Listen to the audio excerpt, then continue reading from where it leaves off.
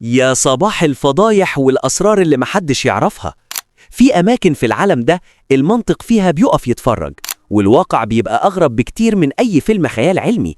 إحنا النهاردة في قلب الهند، الكوكب اللي الحجر فيه بيطلع مزيكا، والحيوانات فيه بتعرف تساوم وتثبت الناس عشان تاخد حقها ناشف.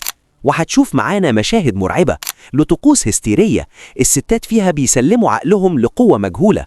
ولو فاكر انك عارف اسرار الدنيا، جهز نفسك عشان اللي هتشوفه دلوقتي هيغير كل تفكيرك. ويلا بينا. تعال اوريك اغرب عمود في الهند، قطعة فنية حيرت العالم. العمود مصنوع من الجرانيت، والغريب ان فيه قطعة بتلف ومنحوتة جواه كأنها جزء واحد. والاغرب انك بمجرد ما تلمس العمود او تلفه بيطلع صوت زي المزيكا. والسر هنا ان الاعمدة دي في معبد فيتالا، والنحاتين فرغوا الجرانيت بدقة عالية عشان يعملوا أجزاء متحركة، وظبطوا كثافة الحجر بحيث تطلع ترددات صوتية هي سر المزيكا دي.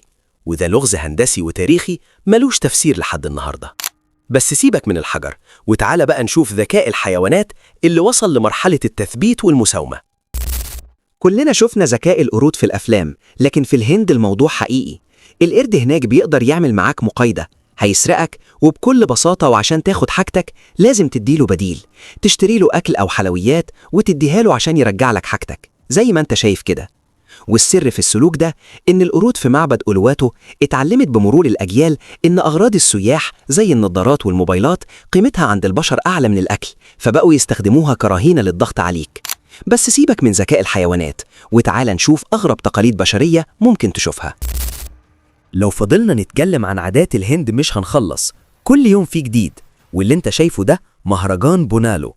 الستات بتتجمع وتبتدي تعمل حركات غريبة، وبيقولوا انها بتحصل لما بتحل عليهم أرواح بتخليهم يتصرفوا بالشكل ده. والمهرجان ده معروف باسم باني باري، والاعتقاد هناك ان الطقوس دي بتطهر القرية من الأرواح الشريرة، والستات اللي بيظهر عليهم الحالة دي بيعتبروهم نالوا البركة. والمشهد ده بيتكرر سنويا وسط ذهول أي حد بيشوفه لأول مرة. بس سيبك من الأرواح وشوف اللي بيتدحرجوا فوق بقايا الأكل عشان يهربوا من النحس. وعلشان احنا في الهند فمستحيل تتوقع اللي جاي، لأن كل لقطة بتشوفها بتبهرك أكتر من اللي قبلها. واللقطة اللي انت شايفها قدامك دي، الناس بعد ما بتخلص أكل بيسيبوا البقايا على الأرض، والناس التانية بتنام وتتدحرج فوق الأكل ده. والطقس ده اسمه مادي سنانا، وبيتعمل بقاله أكتر من 500 سنة في معابد جنوب الهند. والاعتقاد هناك إن بقايا أكل الطبقات العليا فيها بركة بتشفي الأمراض الجلدية.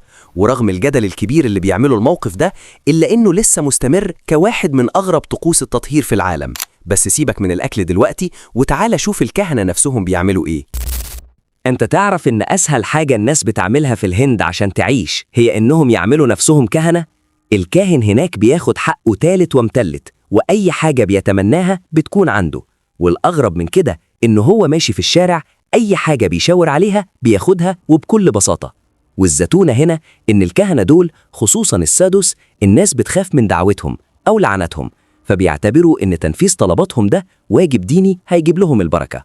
سيبك من سيطرة الكهنة وتعال نشوف أغرب لقطة ممكن تقابلها في شوارع الهند.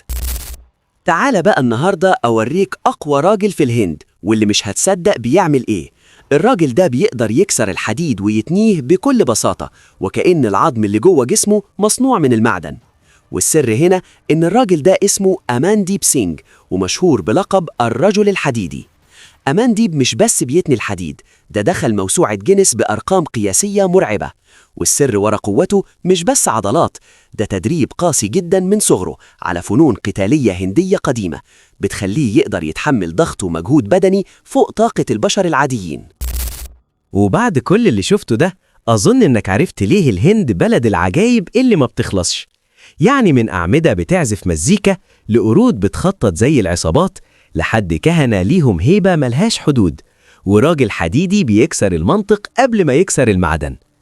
الهند مش مجرد بلد يا صاحبي، دي كوكب تاني ماشي بقوانينه الخاصة. وكل يوم هناك بيثبت لنا إن الواقع ممكن يكون أغرب بكتير من أي خيال ممكن تتخيله. دلوقتي بقى الدور عليك، قولي في التعليقات إيه أكتر لقطة صدمتك في الفيديو، وهل قلبك جايبك تروح تزور الأماكن دي وتجرب الهيبة دي بنفسك؟ وما تنساش تعمل اللايك والفولو عشان اللي جاي أشرس بكتير. سلام.